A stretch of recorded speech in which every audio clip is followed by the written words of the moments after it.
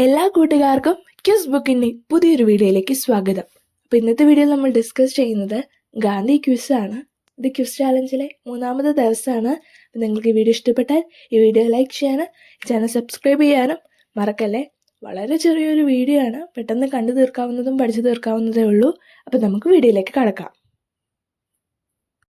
Waiting for the Mahatma എന്ന പുസ്തകം രചിച്ചത് ആര്? ആർ.കെ. നാരായൺ.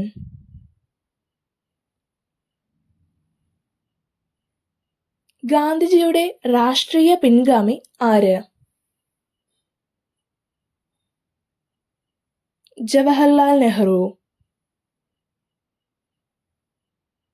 ഗാന്ധി സിനിമയുടെ സംവിധായകൻ ആര്?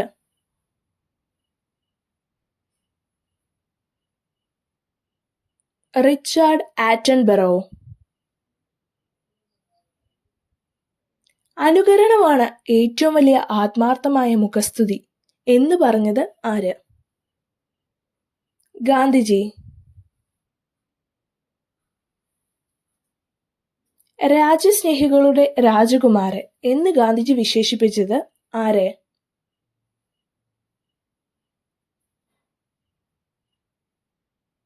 സുഭാഷ് ചന്ദ്രബോസ്.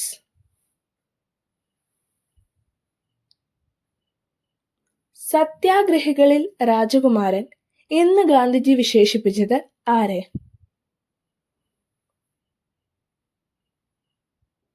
യേശുക്രിസ്തുവിനെ.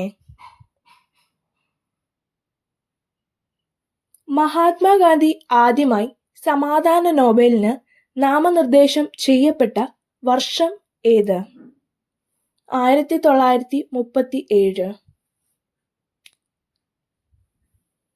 ഗാന്ധിജിയെ അവസാനമായി സമാധാന നോബലിന് നാമനിർദ്ദേശം ചെയ്തത് ഏതു വർഷം? 1948.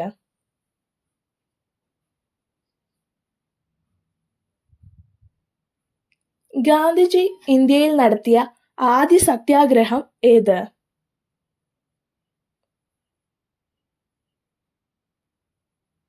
ചമ്പാരൻ സത്യാഗ്രഹം.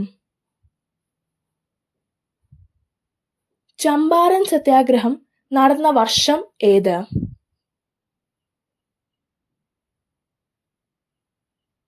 1917.